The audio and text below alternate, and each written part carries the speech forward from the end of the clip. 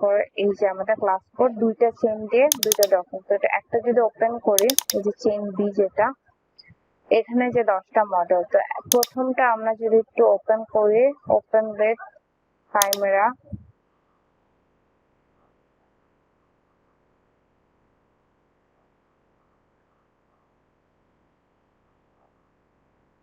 আচ্ছা এটা তো পাই না, সরি, কাইমেরাটা ইউজ করবো আমরা, ওপেন উইথ কাইমেরা।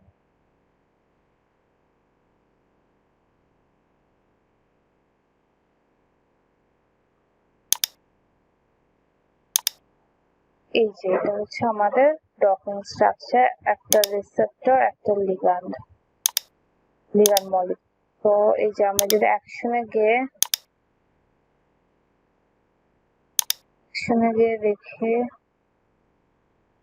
সিলেক্টে গিয়ে যদি দেখি আমি চেইন এ যদি দেই, তাহলে এই যে আমার XA21 এর প্রোটিনটা সিলেক্ট হয়ে যাবে। আর যদি চেইন বি এ দিয়ে দেখি, আমার হচ্ছে ও সার্কিটটা। তো এটা হচ্ছে আমার একটা, প্রথমটা, আমি ক্রস করে দেই। নেক্সট হচ্ছে এটা,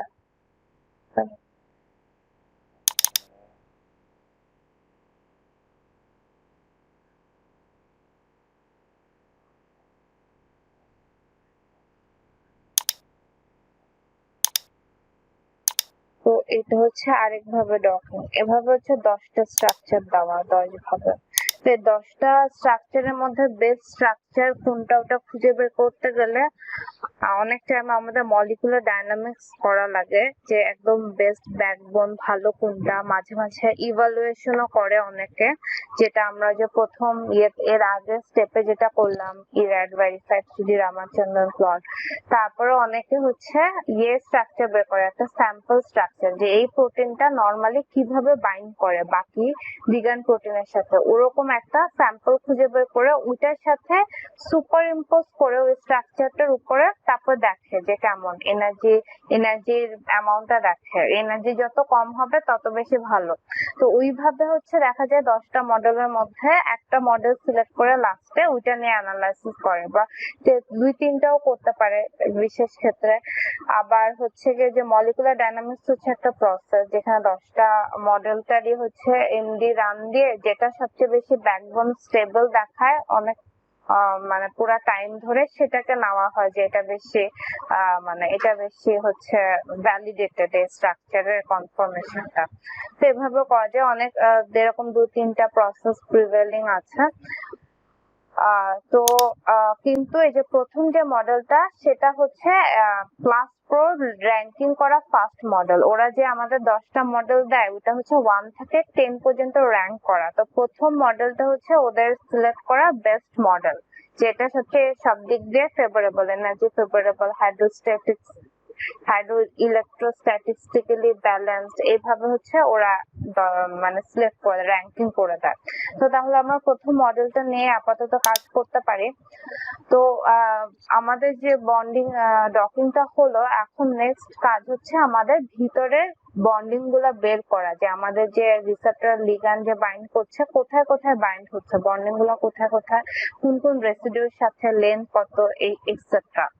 তো এটা বের করার জন্য আমাদের একটা সার্ভারের হেল্প লাগবে, সেটা হচ্ছে পিআইসি সার্ভার বা protein interaction server. PIC, protein interaction calculator, sorry server না, protein interaction calculator server, PIC. তো পিআইসি তে গিয়ে আমরা হচ্ছে to submit a job, click here, এখানে যাব। তো এই যে এইখানে আমাদের প্রথমে হচ্ছে ইন্ট্রাপ্রোটিন ইন্টারঅ্যাকশন মানে একটা প্রোটিনের ভিতরে যত ইন্টারঅ্যাকশন। তো এটা দিলে কি হবে, এই অপশনটা আমাদের প্রোটিনের ভিতরের বন্ড গুলাও তো দেখাবে। তো প্লাস একটা প্রোটিনের ভিতরে যত বন্ড থাকে নিজের স্ট্রাকচারটার ভিতরে সেগুলো আমাদের দেখাবে। তো এটাতে আমরা যাব না, কারণ এটা অনেক কনফিউজিং হয়ে যাবে, অনেক এক্সট্রা আননেসেসারি অনেক বন্ড দেখাবে। তো এটা আমাদের লাগবে না, ইন্ট্রা প্রোটিন ইন্টারেকশন যেটা, এটা জাস্ট কেউ যদি কখনো কোনো একটা সিঙ্গেল প্রোটিনের ভিতরে সব বন্ড দেখতে চায় তখন এটা লাগতে পারে ইন্ট্রা প্রোটিন। আমাদের লাগবে হচ্ছে প্রোটিন প্রোটিন ইন্টারেকশন, যে দুইটা চেইন, যেটা দুইটা লিগ্যান্ড রিসেপ্টর প্রোটিন, ওই দুইটার মধ্যে ইন্টারাকশন। তো এখানে গিয়ে আমরা ব্রাউজে যাব, ব্রাউজে গিয়ে এই যে আমাদের প্রোটিন মডেলিং, তারপর এই যে ক্লাস প্রো, প্রথমে যে বি চেনেরটা নিলাম, বি চেনেরটা নিয়ে এই যে মডেল এটা নিলাম, প্রথমটাই নিলাম, তারপর এটা সিলেক্ট অল দিয়ে দিলাম যে টাইপের বন্ড আমরা দেখতে চাই, তারপরে হচ্ছে যে সাবমিট কোয়েরি।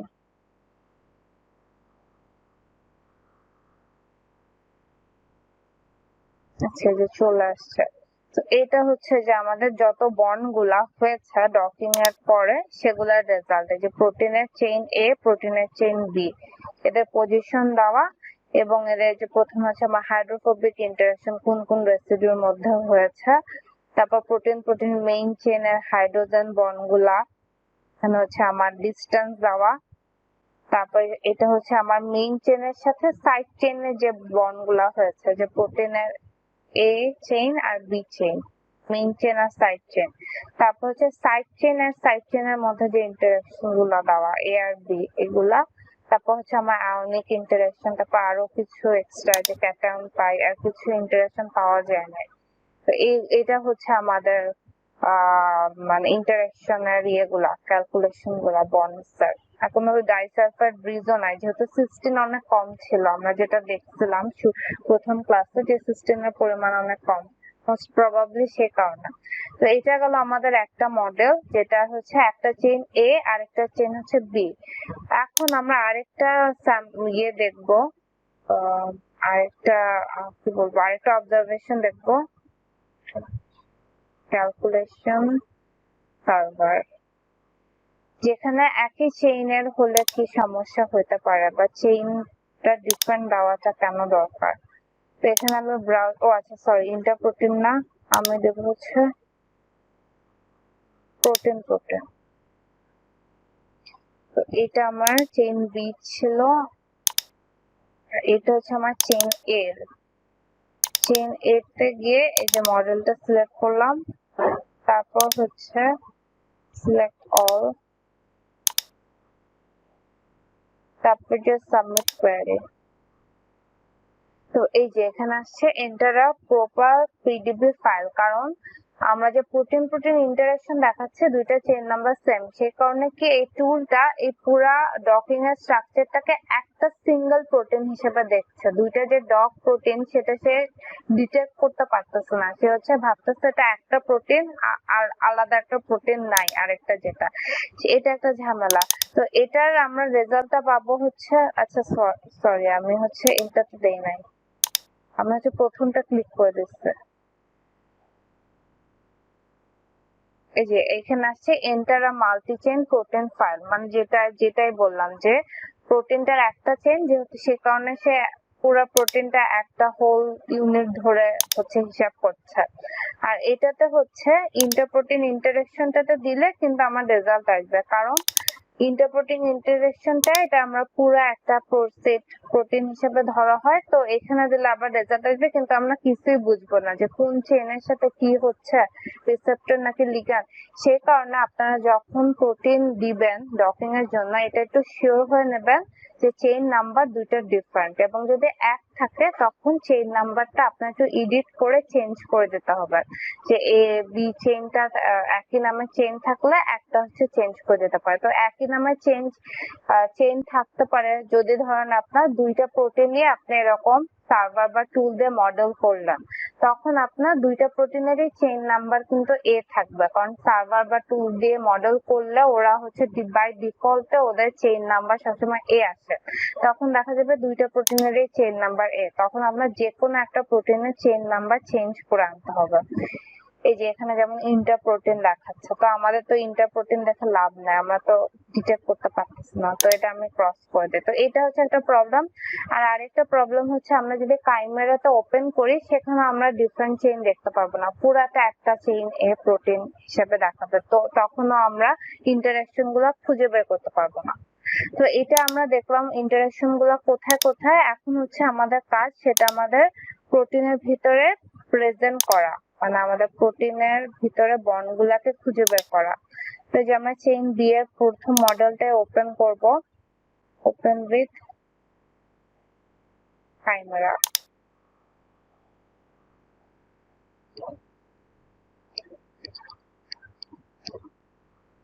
এটা হচ্ছে ক্লোজ।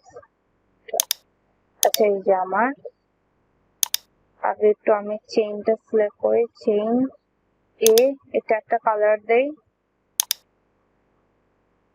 রেড, তারপর করে চেইন বি, এটা একটা কালার, এই দুইটা কালার দিলাম, একটু ম্যাক্স করে ওয়েটটা। সো এখন আর হচ্ছে পেয়ার সিলেকশন দিয়ে দিলাম, pair selection, sorry pair selection. তো এই যে দুইটা চেইন আমরা দুইটা কালার করলাম, এখন আমরা একটু বন্ড গুলা খুঁজে বের করি। এটা ব্ল্যাকই থাকুক, ব্যাকগ্রাউন্ড ইয়ে করলাম না, চেঞ্জ করলাম না। তো এই যে আমরা এই যে হাইড্রোজেন বন্ড গুলা একটা করে দেখতে পারি। তো প্রথমে আমরা এখান থেকে একটা বন্ড দেখি যে প্রোটিন প্রোটিন মেইন চেন আর মেইন চেনের মধ্যে বন্ড, তো এটা মানে একদম মেইন চেনের মধ্যে বন্ডটা হয়েছে। তো এটা হচ্ছে কোথায় হচ্ছে চেইন বি এর 236 নাম্বার পজিশনে সিরিন রেসিডিউর সাথে, আর হচ্ছে চেইন এ 186 নাম্বার রেসিডিউর সাথে অ্যাসপারাজিনের 186 নাম্বার পজিশনে। তো আমরা যে কোনো একটা একটু সিলেক্ট করব, যে কোনো একটা পজিশন। তো পজিশন গুলো সিলেক্ট করার জন্য আমাদের সিকোয়েন্স গুলা বের করতে হবে।